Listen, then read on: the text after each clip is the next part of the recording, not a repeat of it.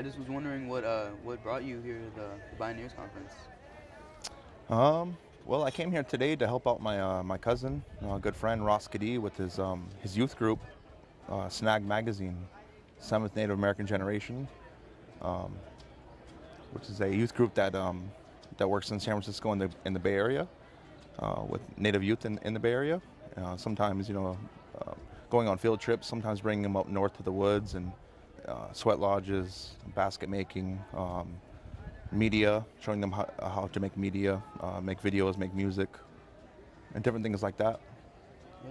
So where is that specifically located again? It's based out of San Francisco, Okay. but it works all over Works. Turtle Island, yeah, all over. Okay, that's interesting. What made you want to get involved with the youth and Well, I think because when I was a youth, there was I came from different communities, um, Native communities that didn't have a whole lot of structure for the youth, and so we kind of ran wild, and end up kind of getting in trouble a lot. And so when I had my first daughter, I decided to kind of clean my act up and go back to my culture and get off the streets and sober up and these things like that. And so when I do that, I'm a poet and work in music too. Also, I speak and tell stories. But I figured that the best thing to do, since I was part of all that negativity early on in my life, helping to affect the youth in a negative way, that now on this new road I could help the youth and give them my gifts of poetry and storytelling and my time and my heart and ear.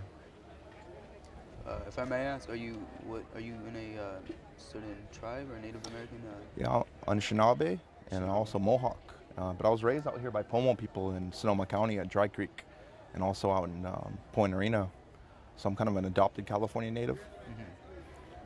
What type of poetry you enjoy to write? An array of things, I guess. Personal experiences to native political things, land claims and activism type things. I was part of a college in Davis called Deganawida Quetzalcoatl University, DQU, was a intertribal native college. How would you recommend that some of the youth who are interested in what you're doing and could get involved with it? I would think in their area to look for any kind of youth programs. I mean, native youth, there's different programs out there in different communities that does outreach. Um, but I would just recommend that any youth that wanted to, that's a musician or some kind of artistry, because art, is very important. It feeds us to where everything we're doing is kind of feeding the system. But art could be a jewelry maker, a painter, a poet, a guitar player. It could be me, a gardener. It's art. And so I think that, so we call it artivism, is what I like to call it, instead of so much of the activism of the protesting, which I came from a lot of that too. But I started to see that the protesting didn't have as much of an effect on the system as we would like. And we end up kind of participating and contributing to their system, buying pens or buying bottled water, or going to a protest and might get arrested. So these things, to me, weren't really having a real effect on the system and what we want to change as our generation. But I see the art does. The art, when we go to communities with our art, we leave the community with smiles or with tears, which is it's kind of the same thing. But it's inspiration, so I think that's the best thing, is to express ourselves, and it's our gift, is our art, and it comes from our heart, you know. That's definitely very inspirational. What are you exactly like? Some of the stuff that you were like trying to approach in like art. What was the word again? Artivism. Artivism. Like, Mm. what are some of the rights or stuff that you are trying to Well, reach? like early on, when I'm a little bit younger, I'm around your age, I'm involved in a lot of activism, native land rights, treaty rights. But like I said, I kind of evolve onto the art, um, Okay. instead of participating with protesting so much and community organizing like that. Come to bring the music and to like I said, with the Snag Magazine youth group, and we're showing them also. We're taking their writings, their photography, give them cameras, give them studio equipment, and turn them loose on the streets and on the land and let them express themselves. Um, so I think that that's what's most important to me, is to pass on the art and the creativity, because we got to remain positive somehow in all this. And so I think that's the best way. That's definitely a good way to approach the situation with Mm. artivism and you know, like letting the youth get more involved in, you know, what we might be fighting for. Totally. You know, I think that once again, there's many kind of arts, and so everybody has an art, a passion, and when we're doing our art, it's like, for example, if you're a writer, a journalist, when you're writing an article about something you feel really strong about, you might lose track of time. Next thing you know, 3-4 hours pass, and so that you know that's your passion, your medicine, your power, and so it could only be gifted to the world. Definitely. You know. Definitely. So Bioneers is a pretty cool place because every year here we're seeing more and more native representation.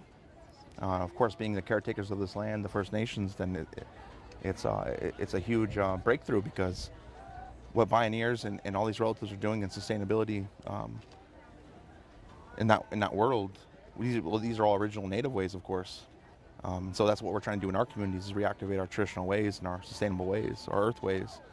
And so by teaming up with Bioneers and all these other relatives, it just opens the doors even more. You know, the relationship native to non-native, and of course native, we have a lot of quote unquote wisdom to give to the world about things. You know, we didn't lose all of our ways, and so even in our darkest hour, we still had families and clans and camps that kept our traditional ways hidden in the bush. And you know, since the beginning of this country, our ways were illegal, our religious ways, and so that entails, you know, everything we do, to our hunting and gathering, to our farming, to our relationship to the land, to the spirits. And so I think Pioneers is really awesome, man, and the natives coming together in that sense. And so the more that we're heard, the more that the spirits are heard and Mother Earth is heard. And so I thank you, relatives, for giving me the opportunity to speak and be part of this. Yeah, no, I'm definitely grateful for the Bioneers, as you are too, to you know, share your expression through, you know, through your feelings, through like art and how, like, what you're interested in, and it's a good way to get some like voice behind what you're talking about. So definitely. Yeah, no give up, brother. I mean, I think that everything in society is trying to put us in a box, program box they pass on to us generationally, and every generation the youth get a little more wilder. Yeah. We get a little more, crazy in a normal society, and I think it's a positive thing. So that's what I recommend, and it's in my prayers and my actions that the youth speak out and express themselves, no matter what society or the box wants to put you in. It's time to be free, you know. And so we really started a new earth here, 2012, and so what does that look like for us? Do we leave that behind, even though these things are still going on, but our mind states and our heart can be in a different place, moved on to a new world, which is the same world, you know, fresh new earth. Definitely. I hope some of the wisdom can be learned and appreciated in this, because I definitely am appreciating it. So.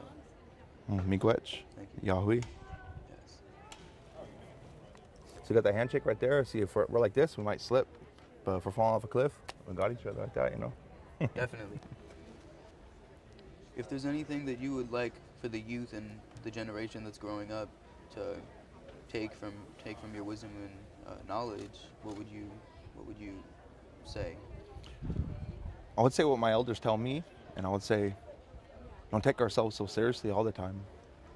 That we got to learn, remember, not even learn, forget learning, but remember in that DNA memory to be able to laugh at the most horrific things, to be able to joke around, to be able to have your coolest relative walk in the room and help bring him or her down from the clouds, maybe by making fun of them a little bit, you know, be a little lighter.